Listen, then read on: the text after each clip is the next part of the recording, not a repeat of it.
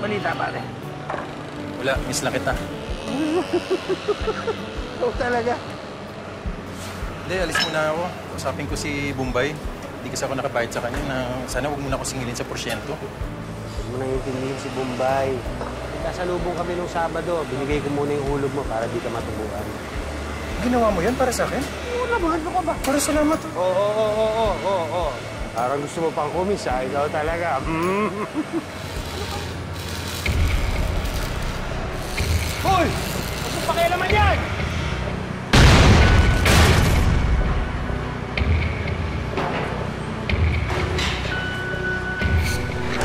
Tulungin si Alan! Dito ba? Tulungin niya! Arman! Hali kayo! Arman!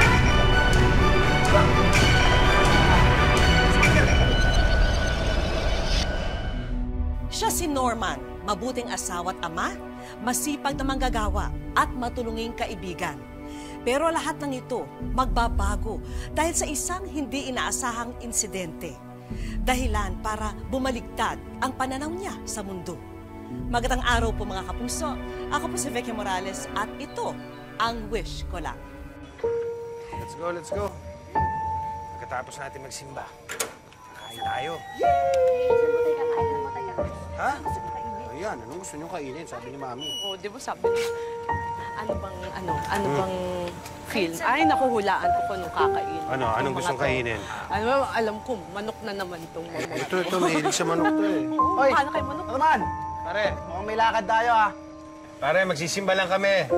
Tagay muna. Magsisimba nga eh.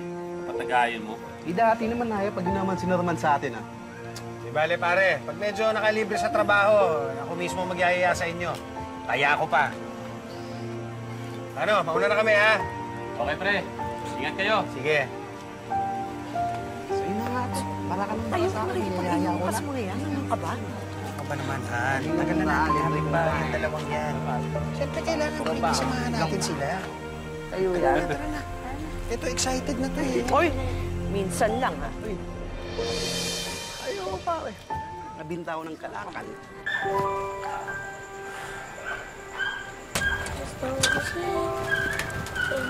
Uy! Yes. Yun o. Ang asim. Uy, may kasama ako. Namimiss daw kayo. Basta. Hello po. Di ba? Pare, napadaan ka. Uy, Mare. Inatid ko lang si Pare, tsaka namimiss ko na itong makukulit niya eh. May surprise na nga po pala ako. Talaga? Nagpa-drawing po kasi yung teacher namin kanina eh. Sabi po, drawing na po namin yung idol namin. Kaya, dinrawing ko po kayo. Wow! Ako ba talaga to? Opo, tayo ko po yan. Ako naman ha? Ganda. Teka. Dito yan. Ay, wait. Ito po. Very good. Wow, pare! Ha? Kita mo ha? Wala ka niyan. Talaga? Sabit ko na ha? Talagang kinabit mo dyan, ha? Siyempre. Yan ako. Ang patakot ng mga Ang gwapo niya nga po dyan eh. Yan, pag susuntok ka, yung binti mo, kailangan para pag suntok mo may power, gano'n. Ha? O, sige, dito. Yan, yung kabila. Ako naman. Ganun mo eh, paano mo eh? Yun o, di ba? O, ikaw. Ang galing mo talaga, Tay. Baka. Okay, nanganala ko. Punta na sa school. Late na kayo. Sige na. Papasok na daw, sabi ni Mami. Kamusta pa kami sa agad to? Nagpa-practice lang kami. Bye lang po. Bye. Makabait, ha? Bye. Makabait. Bye na. Huwag na tayo masyado ha.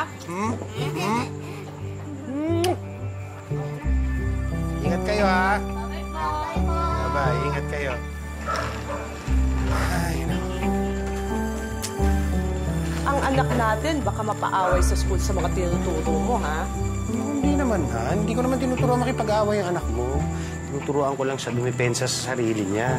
Para ako yung anak mo, baka mamaya bubuli-bulihin sa school yan. Mabuti na yung marunong mag-self-defense. Eh bakit? Hindi naman lahat ng lalaki nakikipag-away ah. O, sige, hindi na. Ako nga, hindi ako nakikipag-away, di ba? Pasok na ako, ha? Oo. Ano naman ganyan na kasi mangot? Smile na. Smile na. Sige na. Hindi ako papasok pag di ka nakasmile. Smile na. Isa pa ang smile. Yung totoong smile. Sige na, pwede na ako pumasok. Ha, pasok na ako. Okay, sige, ha? Pasalubong, ha? Okay, isa pa. Okay, sige. Bye, honey. Bye, Mal. O, yung mga kara dyan, pakilinis nyo ha, para ma-stick na yan ha. Sige, yung pwede bang gawin ha? Ayusin yung lahat mga ayusin dyan.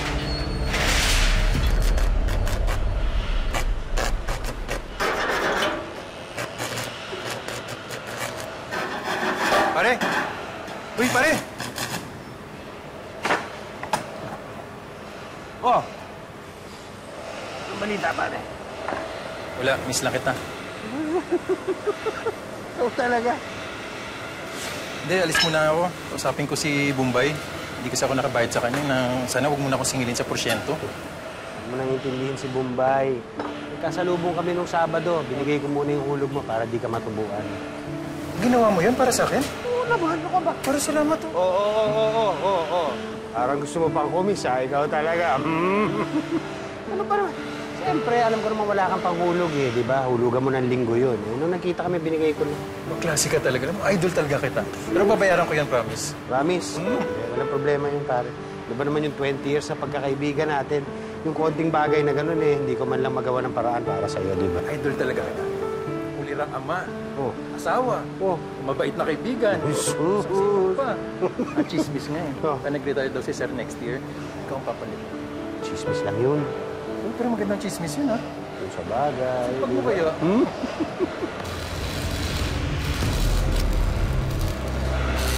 Hoy! Ano pakialaman yan?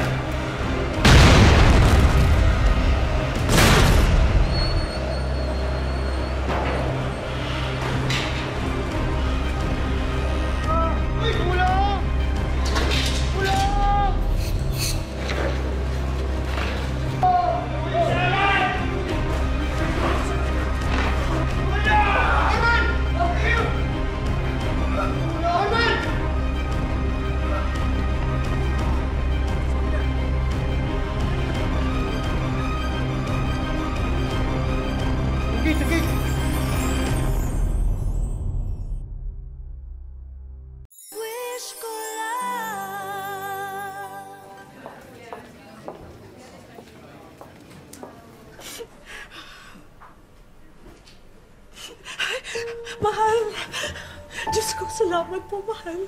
Kumusta ka? Ano na nangyari? Pare, huwag ka muna kumilos, ha? Mari, tatawagin ko ng doktor. Oo, sige. Mahal, buti naman. Kumusta pakiramdam mo? Ano nangyari, mahal? Mahal, pahinga ka lang. Huwag kang gumalaw masyado, ha? Buti naman nagising ka na. Mahal, hindi ko maramdaman ang binti ko. Mahal, hindi ko maramdaman ang binti ko. Teka, relax ka muna. Dali. Mahal, ano nangyari sa binti ko? Ano nangyari? Bakit pinutol nila? Bakit pinutol ang binti ko? Mahal, para mabuhay ka. Sige, mahal, bakit pinutol nila? Tatawagin ko. Napaka-explain. Bakit pinutol niyo yung binti ko? Pinutol niyo, ha? Bakit pinutol niyo? Bakit? May chemicals po ang lata na nakasukil sa inyo at na-infected pa ang sugat. Pero ginawa po namin ng amputation para di po pumalat sa buong bahagi ng inyong katawan. Again, we're so sorry. Mahal, di ba sinabi ng doktor na buti na lang naagapan yung sugat mo. Hindi na kumalat yung infeksyon, di ba? Pare, May sinasabi sila na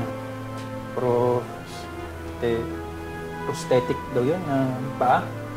Pag meron ka daw nun, makakalakad ka ulit.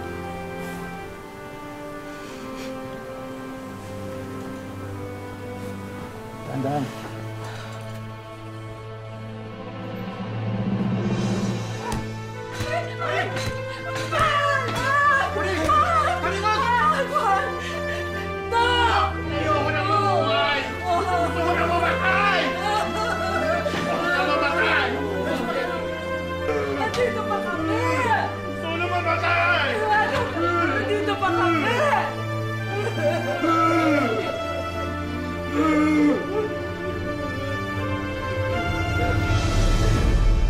Hindi nagtagal, iniuwi na rin si Norman ng pamilya niya. Ngunit hindi na raw siya ang dating ama at asawa na nakagisna nila. Si nanay po yung nagluto nito. Ito pong juice, kami po ni Jesus ang nagtimpla nito. Labas nyo na yan. Dahil gusto lang naman po namin kahatiran ng pagkain. Gusto kong kumain. Kaya kong kumuha ng sarili kong pagkain at sarili kong juice. Hindi ko kayo kailangan na dalhan nyo ako ng pagkain dito. Labas nyo na yan!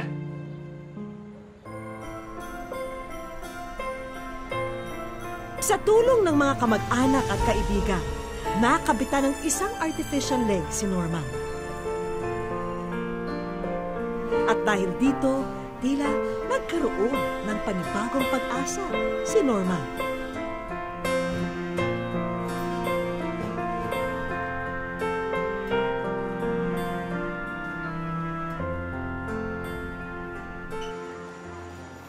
Ay, tagay mo na nga yan. Kwento ka ng kwento eh. Ano ka nalang kwento eh. Ano Ben, sa akin o sa'yo? Dalawa lang din, nang dadaya ka pa. Ayan, mamaya, dayain pa ako. Pabili kong sardinas. Thank you. Paring Norman, tagay ka muna. Huwag mong sabihin, pati kami tatanggihan mo pa rin ah. Hindi naman, pare.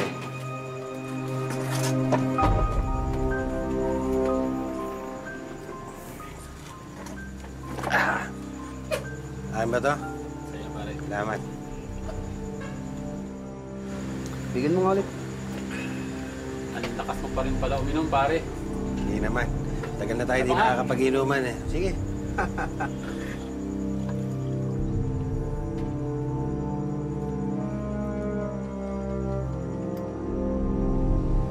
Ngayon alam ko na. Ang alin, pare? Lumalakas palang inom ng tao pag naputulan ng paa.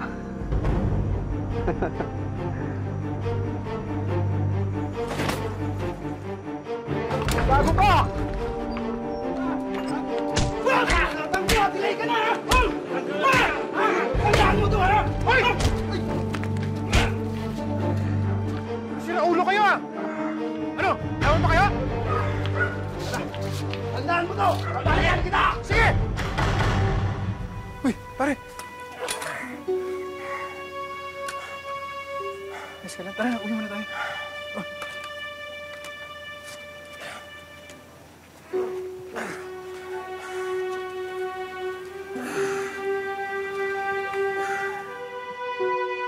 Ano bang ginagawa mo sa sarili mo? Ha? Kung may problema ka, magsalita ka sa amin! Ano ang ginagawa mo? Tignan mo sarili mo! Pare, natural lang naman na masama pa rin ang loob mo hanggang ngayon eh. Pero sana naman pare, huwag mo naman daanin sa pananakit. Nalala mo ba yung sinabi ng doktor? Maswerte ka pa rin nga daw eh. Dahil hindi napuruhan ng sumabog na bakal. Maswerte? Ako, maswerte? Sinasabi mo lang yan dahil hindi ikaw ang nadisgrasya. Uy, totoo yun pare. Hindi ka nag-iisa. Nandito kami ni Kumari para tumulong sa'yo. Kailangan ng tulong mo! High school pa lang tayo, ako na nagdadala sa'yo. Hanggang ngayon. Tapos sasabihin mo sa akin, tutulungan mo ako? Hindi kita kailangan. Umalis ka sa pamamahay ko!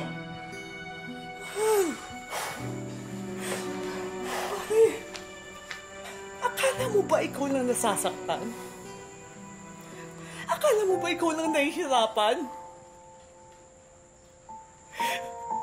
Hindi ka namin matulungan dahil pinahirapan mo kami!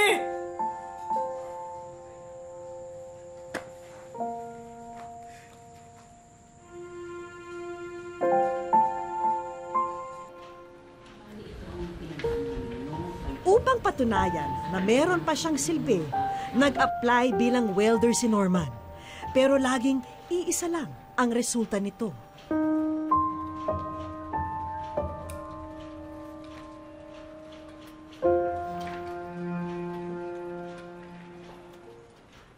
Ano? Hindi na naman ako tanggap? I'm sorry, Norman. I'm sorry. Pasado naman ako sa interview, hindi ba? Pasado ako sa mga exam. Ba't di mo ako mabigyan ng trabaho? Kalma ka lang, Norman. Kalma? Kalma? Mas qualified pa ako sa mga ibang aplikante mo. Pero hindi mo ako mabigyan ng trabaho dahil plastic ang pako!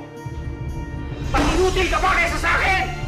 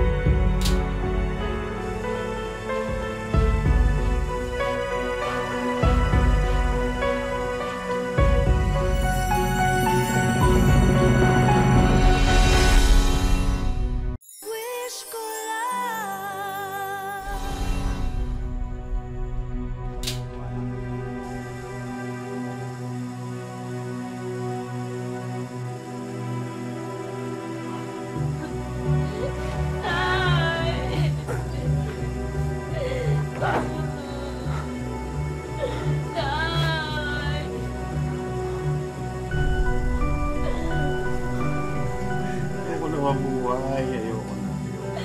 Tay, hindi po. Tay, kailangan po namin kayo. Ayoko na, ayoko na.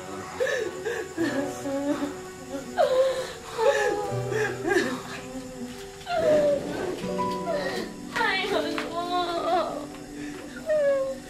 Tay, mahal na mahal po namin kayo. Iwanan niyo ako. Iwanan niyo ako! Tay, hindi po.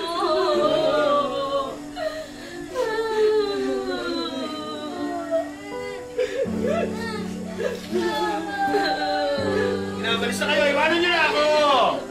Ako maga!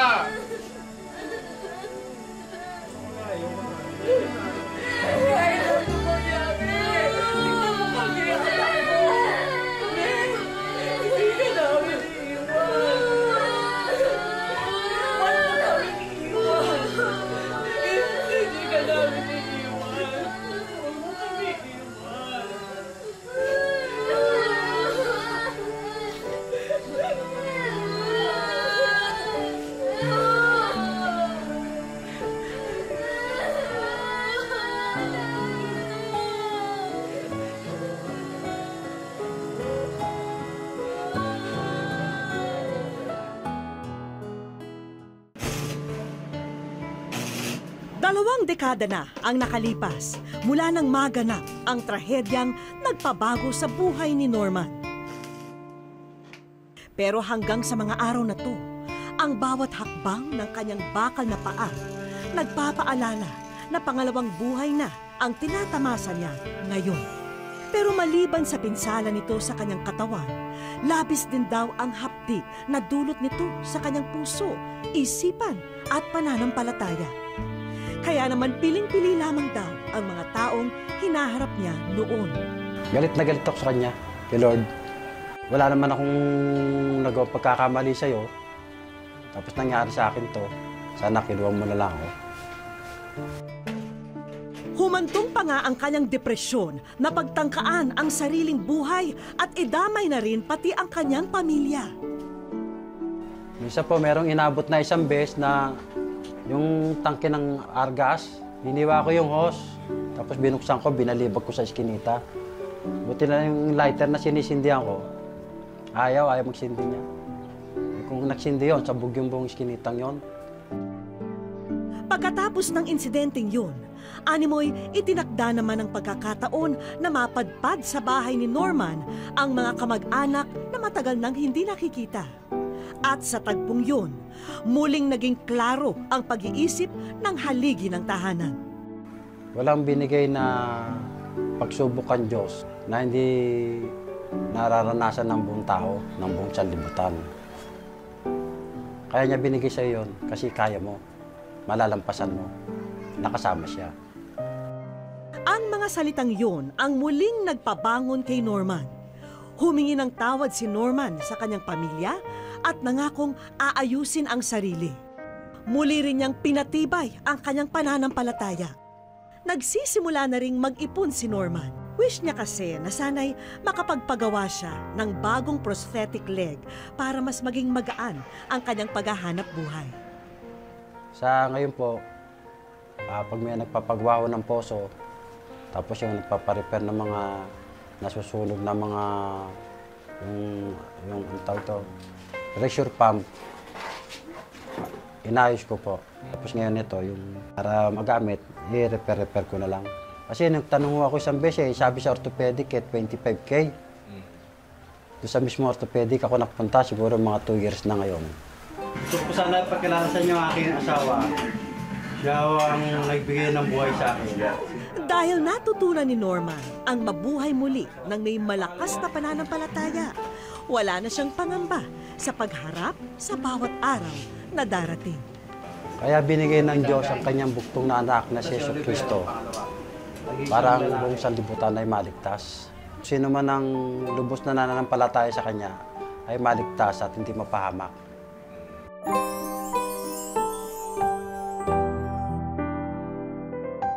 Sa aming pagbabalik, ikaw ay nasa wish ko lang.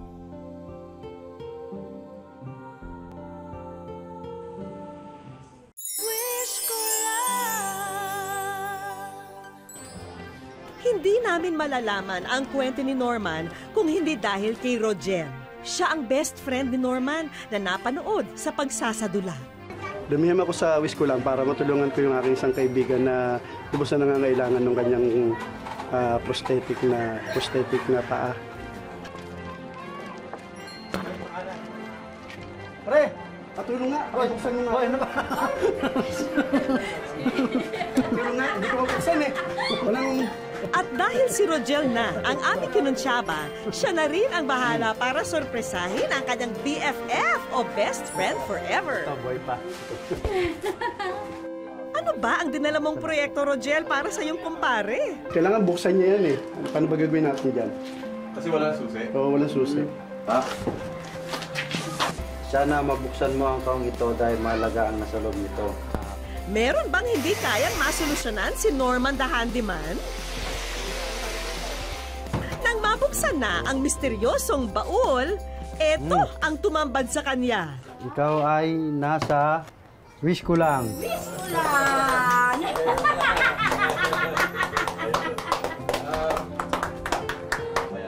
Hindi na naikubli ng matipunong padre de pamilya ang labis na tuwa.